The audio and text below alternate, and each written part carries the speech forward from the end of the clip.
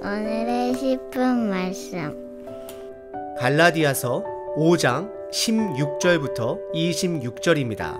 16절 한 절 읽겠습니다. 내가 이르노니 너희는 성령을 따라 행하라. 그리하면 육체의 욕심을 이루지 아니하리라. 갈라디아서는 바울이 거짓 교사들로부터 복음의 뿌리가 흔들리는 갈라디아 교인들을 향한 편지입니다. 1장과 2장에서는 사도 바울이 그들에게 전한 복음은 예수님으로부터 나온 온전한 복음임을 그가 강조했습니다.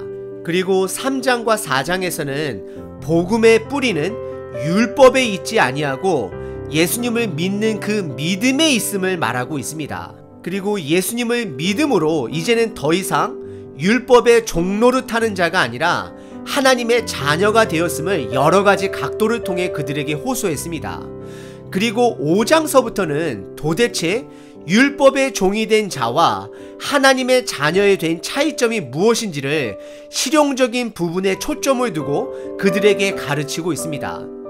저와 여러분들이 살아가는 이 시대는 결과, 숫자, 성과를 중요시 여기는 시대입니다. 그런 사회 속에 살다 보니 교회의 믿음 또한 결과, 숫자, 성과를 자연스럽게 찾게 됩니다. 그래서 교회는 돈의 숫자와 사람의 숫자를 늘리는 것을 중요하게 여기던 시대를 살아왔습니다. 그리고 우리들의 믿음 또한 내가 성경책을 읽은 횟수, 내가 새벽 예배를 빠지지 않고 나간 연수들, 그리고 내가 예전에 섬겼던 사역들의 이룬 성과들을 가지고 우리들의 믿음의 결과로 여겨왔습니다. 하지만 오늘 본문이 말하는 믿음의 결과는 우리들이 생각하는 그런 숫자나 결과나 성과들이 아닙니다.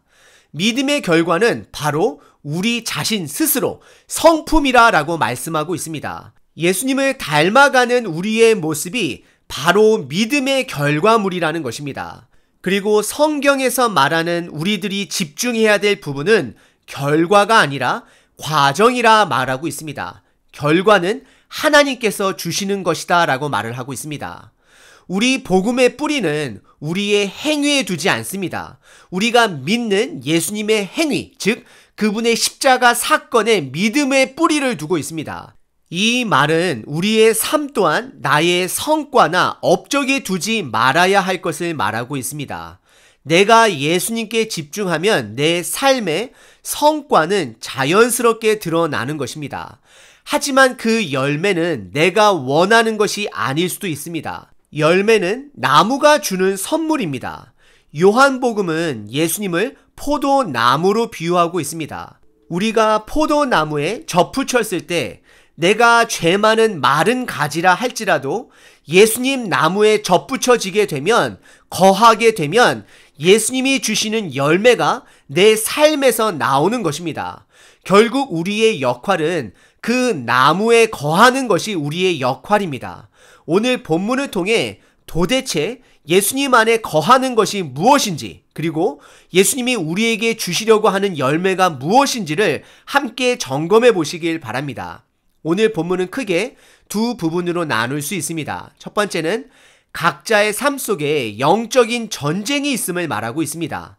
그리고 두 번째는 육신의 열매와 성령의 열매를 비교합니다. 첫 번째 부분은 16절서부터 18절까지 우리 삶 속에 보이지 않는 전쟁에 대해 말하고 있습니다. 저를 포함하여 이 말씀을 들으시는 분들은 대부분 전쟁 시대를 경험하지 못한 분들일 것입니다. 전쟁은 생존입니다. 살아남기 위해 살아가는 것입니다. 그때는 물에 흙이 들어갔다라고 안 마시는 것이 아니라 살기 위해 흙물도 마시는 상황이라는 것을 말하고 있습니다.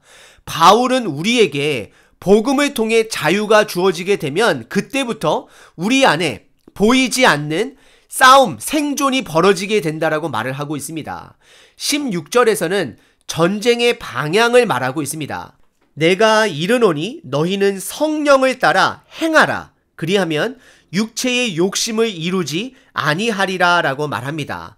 우리는 성령을 따라 행해야 합니다. 그러면 육체의 욕심을 이루지 않는다라고 본문은 말하고 있습니다. 성령을 따른다라는 것은 믿는 사람들이 감정적으로 이것이 하나님의 길이다라고 생각해서 따르는 것이 아닙니다. 때로는 갑자기 하나님께서 나에게 이 사람과 결혼하라는 마음을 주시는 것 같아서 이 사람하고 결혼해야 되는 것이 아닙니다. 성령을 따른다라는 것은 성경 말씀을 통해 성령님의 도우심으로 그 말씀을 순종하라는 것입니다. 그래서 우리 삶 속에는 내 욕심과 하나님의 말씀이 항상 싸움이 일어나는 것입니다. 우리가 복음 안에서 자유를 얻게 되면 이제는 율법의 자유인으로서 무언가를 하지 말아야 할지를 고민하는 자들이 아니라 이제는 하나님을 위해 무엇을 해야 할까를 고민해야 한다는 것입니다. 성령님의 도우심으로 말씀을 깨닫고 말씀을 순종하는 자가 바로 성령을 따라 행하는 자들입니다. 그리고 17절에 육체의 생각과 성령님의 생각 사이의 영적 전쟁, 마음의 전쟁이 치열함을 말하고 있습니다. 이 둘은 서로 반대되는 생각으로서 서로들의 생각을 거스르는 자임을 성경은 말하고 있습니다. 그리고 18절에서는 믿음의 사람은 율법의 자유로운 자로서 성령님의 인도함을 받아야 함을 말하고 있습니다. 오늘 본문의 첫 번째 부분은 우리 삶 속에 보이지 않는 육신의 마음과 성령님의 마음 사이에 치열한 전쟁이 있음을 말하고 있습니다. 하나님께서 우리에게 주신 믿음의 자유는 나의 육신의 생각과 싸우기 위한 자유라는 것을 기억하셔야 합니다. 그래서 율법의 매인 사람들은 무엇을 하지 말아야 할까를 고민합니다. 그러다 보니 다른 사람들 또한 정죄할 수밖에 없습니다. 저 사람은 저래서 안 되고 이 사람은 이래서 안 되고 결국 본인 말고는 다 죽어야 하는 상황인 것입니다. 하지만 믿음의 사람은 율법의 자유로운 자로서 하나님을 기쁘게 하기 위해 무엇을 할까를 생각하는 사람입니다.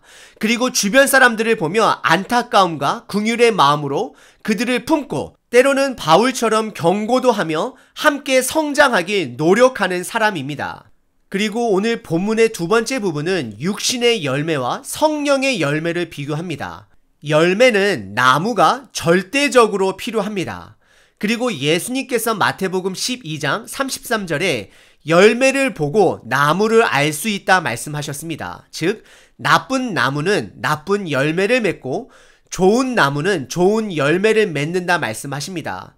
결국 내 삶에 내 스스로가 나무가 되어 살다 보면 우리들이 잘 알다시피 나의 악함만이 열매로 드러나게 됩니다. 하지만 내 나무가 아니라 예수님 포도나무에 접붙이는 순간 예수님의 열매가 나오는 것입니다.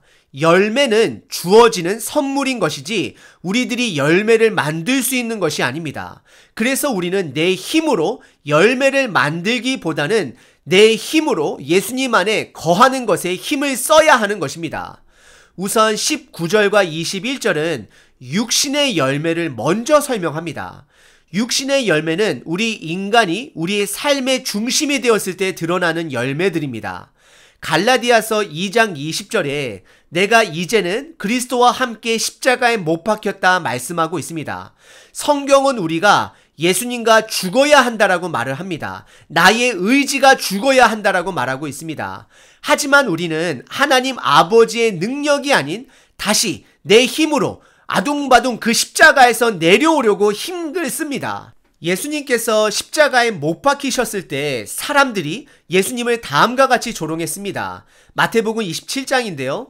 너가 하나님의 아들이거든 십자가에서 내려오라라고 조롱했습니다. 사실 예수님은 하나님의 아들이시기 때문에 십자가 위에서 죽으셔야만 했습니다. 우리들도 예수님처럼 나의 육체적 욕망을 십자가 위에 완전히 죽어야 합니다.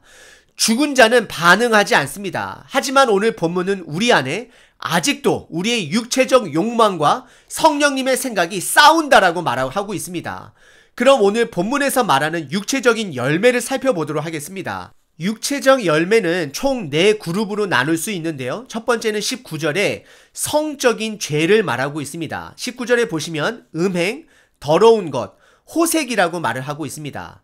여러분들 이런 것이 여러분들 삶 속에 있으면 반드시 죽이셔야 합니다. 잘라내셔야 합니다. 이것은 우리들이 우리 육신의 정욕에 반응했을 때 나오는 열매인 것입니다. 그리고 두 번째 육체 그룹의 열매는 하나님을 예배하기를 거부합니다.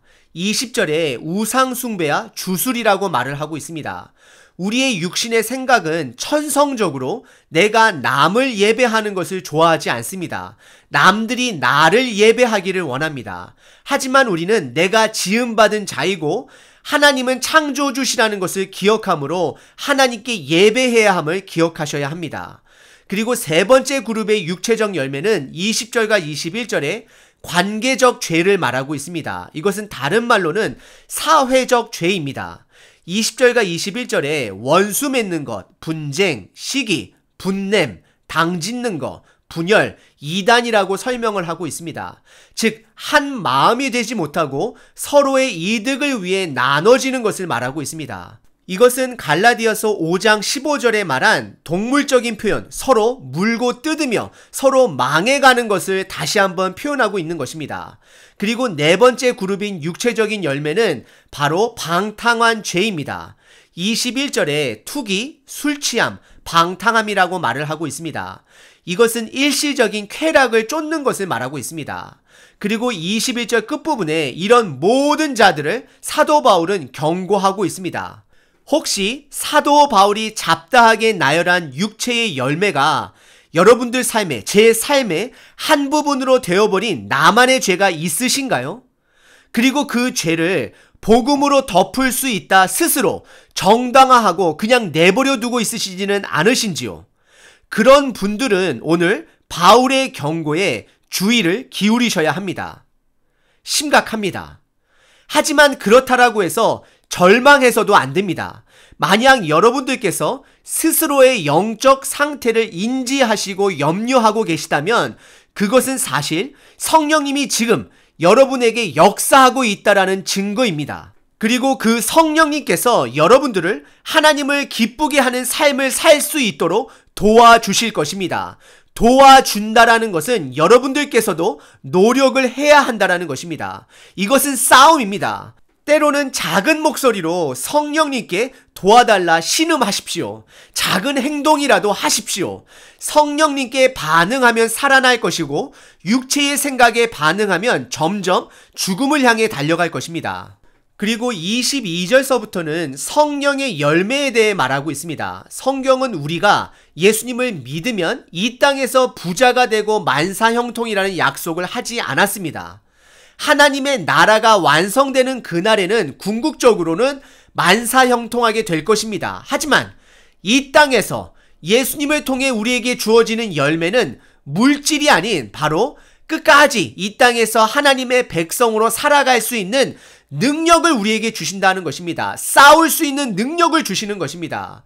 그리고 사도 바울이 문법적으로도 육신의 열매를 설명할 때는 복수의 형태로 질서 없이 나열했지만 성령님의 열매는 질서 있게 333 구조를 가진 9개의 열매를 우리들에게 질서 정연하게 소개하고 있습니다. 시작이 오직 성령의 열매는 이 9가지다라고 말씀하고 있습니다. 그중 가장 중요한 열매를 바로 사랑으로서 가장 처음에 두고 말하고 있습니다. 그리고 고린도전서 12장 33절에 보시면 믿음, 소망, 사랑은 영원할 것인데 그 중에 가장 중요한 것은 바로 사랑이다라고 말을 했습니다. 사랑은 명사임에도 불구하고 형용사적 의미를 담고 있습니다. 왜냐하면 사랑을 정확하게 define 할 수 없기 때문입니다. 정의를 내릴 수 없기 때문입니다. 그래서 사랑은 하나님의 한 성품을 표현하는 것입니다. 내가 하나님 안에 있을 때 비로소 온전한 사랑을 배울 수 있는 것입니다. 이것은 내가 성경 말씀 안에 거할 때 참 사랑을 배우는 것입니다. 그리고 두 번째 성령의 열매는 희락, 즉 기쁨이라고 말을 하고 있습니다. 이 기쁨은 세상에서 오는 일시적인 쾌락이 아닌 하나님이 주시는 기쁨인 것입니다. 사실 하나님이 주신 이 기쁨 또한 이 땅에서는 일시적으로 우리가 느낍니다. 하지만 하나님이 주신 이 기쁨을 우리들이 자주자주 기억할 때 세 번째 열매인 우리 삶에 화평이 주어지게 되는 것입니다. 나의 불완전한 능력으로 화평하는 것이 아닌 온전한 하나님의 동행하심으로 화평할 수 있게 되는 것입니다. 비록 내 상황이 어려운 상황이라 할지라도 하나님께서 나와 동행하여 주심으로 하나님으로 인해 화평을 누릴 수 있는 것입니다. 그리고 네 번째 성령의 열매는 인내입니다. 인내는 고난을 이겨낼 수 있는 자세입니다.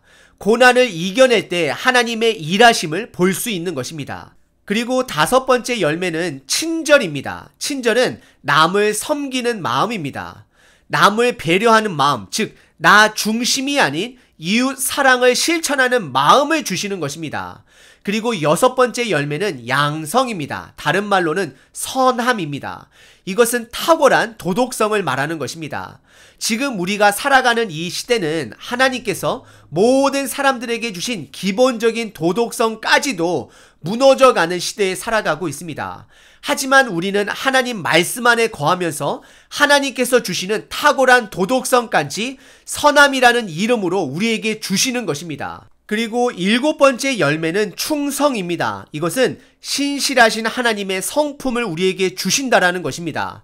하나님은 신실하게 우리에게 해주신 약속을 혼자 이루어 가셨습니다. 이것은 성경 말씀으로 우리들 또한 하나님처럼 신실하게 됨을 말하고 있는 것입니다. 그리고 여덟 번째 열매는 온유입니다. 온유는 나의 육신의 감정을 통제할 수 있는 능력입니다. 예를 들어 운전을 하다가도 나를 화나게 하는 차량이 있다 하더라도 성령님의 도우심으로 온유하게 대처할 수 있게 되는 것입니다. 그리고 마지막 아홉 번째 열매는 절제입니다. 절제는 나의 육신의 본능을 절제할 수 있는 능력을 말하는 것입니다. 우리가 배가 고프다 보면 남을 배려하지 않고 나의 배부터 채우지만 성령님께서는 우리의 배고픔을 절제함으로 남을 배려하도록 도우십니다. 그리고 이 아홉 가지 열매 이후에 23절에 이 같은 것을 금할 법이 없다라고 갈라디아서는 말씀하고 있습니다. 그리고 이어지는 24절에 다시 한번 그리스도 예수의 사람들은 육체적인 정욕과 탄심을 예수님의 십자가 위에 못 박았다, 즉 죽었다라고 말하는 것입니다. 그래서 25절에 우리가 성령님의 인도함을 받으려고 한다면 성령님의 뜻대로 행하게 됨을 말하고 26절에 헛된 영광, 즉 개인의 영광을 위해 서로 싸우지 말라 다시 한번 강조합니다. 오늘 본문의 두 번째 부분은 육체의 열매와 성령의 열매를 비교하고 있습니다. 가지에서부터 나오는 열매는 주어지는 선물인 것입니다.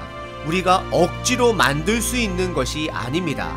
그래서 열매를 맺기 위해 가지의 역할은 그 나무에 매달려 있어야 하는 것입니다. 이것을 다른 말로 표현하면 말씀에 거하는 것입니다. 말씀을 거하는 것은 매일마다 묵상하는 자를 말하는 것입니다. 말씀은 살아 있습니다. 그래서 우리가 매일 말씀 묵상할 때에 그 묵상한 말씀이 나를 통해 오늘 함께 다룬 성령의 아홉 가지 열매를 드러내실 것입니다.